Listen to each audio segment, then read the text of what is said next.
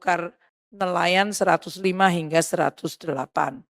Postur APBN kita dengan defisit 2,53%, pendapatan negara akan mencapai 2.996,9 triliun. 2.996,9 triliun. Kalau dibandingkan dengan tahun ini target 2.802,3 triliun. Tahun depan belanja negara mencapai 3.613,1 triliun. Tahun ini ada di 3.325,1 triliun. Kontribusi perpajakan mencapai 2.490,9 triliun. Ini untuk pajak saja sudah melewati 2.000 nanti pada tahun ini, tahun depan.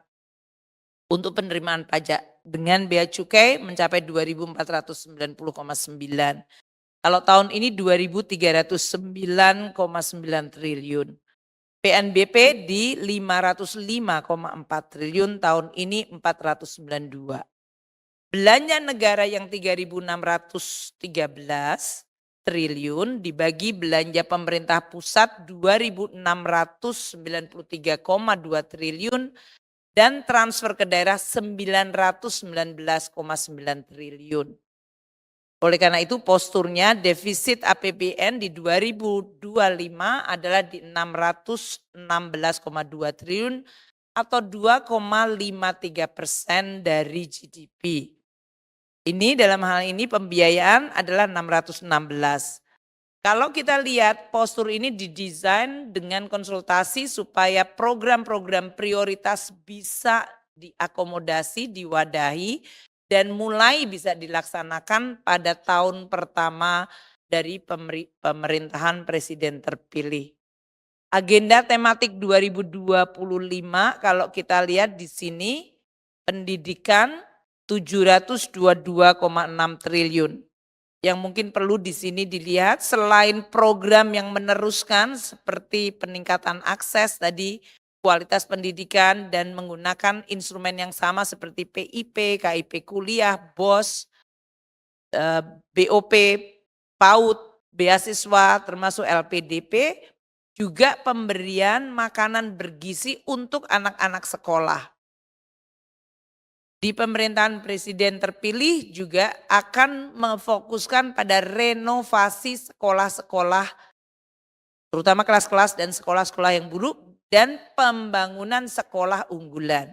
Yang biru ini adalah yang berasal dari pemerintah baru untuk penekanan suatu program baru dan akselerasi untuk pendidikan. Kemudian untuk link and match dengan pasar tenaga kerja, apakah menggunakan pendidikan vokasi atau sertifikat, itu nanti sudah masuk di dalam anggaran dan sudah ada di dalam program yang ada. Faktor kedua adalah perlindungan sosial 504,7 triliun. Selain untuk tadi perlindungan sosial yang sudah saya sampaikan seperti PKH, kartu sembako, PIP, KIP, kuliah, kita juga masukkan di sini adalah kartu kesejahteraan yang akan terus diintegrasikan. Yang disampaikan diperkuat, diperbaiki. Juga ada penguatan perlindungan sosial sepanjang hayat, terutama karena kita antisipasi demografi yang mulai menua. Dan penguatan dari graduasi dan dari kemiskinan. Untuk infrastruktur yang mencapai 400,3 triliun, ini terutama infrastruktur yang mendukung ketahanan pangan. Karena presiden terpilih fokus kepada ketahanan pangan, jadi untuk infrastruktur pertanian, jaringan irigasi, dan bendungan maupun sampai dengan kepada daerah nanti. Juga infrastruktur pendidikan dan kesehatan. Kalau ini sudah diakselerasi zamannya Pak Budi Sadikin dan juga dari tempatnya Pak Nadiem dengan PUPR yang melakukan pembangunan. Penyediaan rumah murah menjadi salah satu hal yang akan ditingkatkan. Dan di dalam anggaran infra ini adalah untuk keberlanjutan IKN serta transformasi ekonomi, terutama untuk membuka daerah-daerah industri baru. Kesehatan akan mencapai 197,8, ini nanti Pak Menteri Kesehatan bisa menjelaskan untuk program-program apa saja.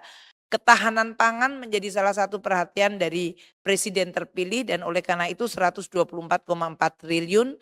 Di sini selain apa yang sudah dilakukan oleh kementerian terkait juga untuk lumbung pangan, akses pembiayaan petani dan penguatan cadangan pangan nasional.